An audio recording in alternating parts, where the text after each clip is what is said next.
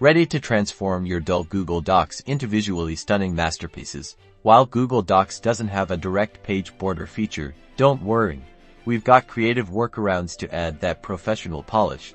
And in this quick tutorial, I'll show you exactly how. First, let's use the drawing tool. Head over to the insert menu at the top of your screen. From the drop-down, select drawing, and then choose new. This opens a drawing canvas. Now, click on the shape tool and select rectangle.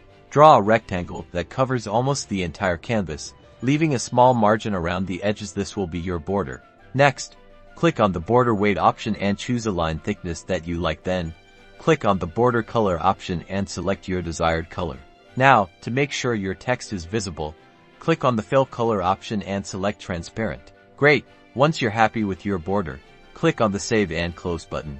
You'll see the border is now inserted into your document, but it is likely sitting inline. Click on it once to select it. Now, look for the image options below the border, then select behind text. This ensures your text flows over the border seamlessly. Perfect!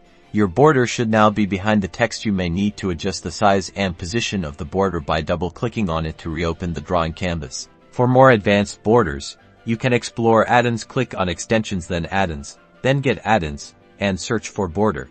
Experiment with different add-ons to find one that suits your needs, and that's it. You've successfully added a page border to your Google Docs document. Now go and create some visually appealing documents.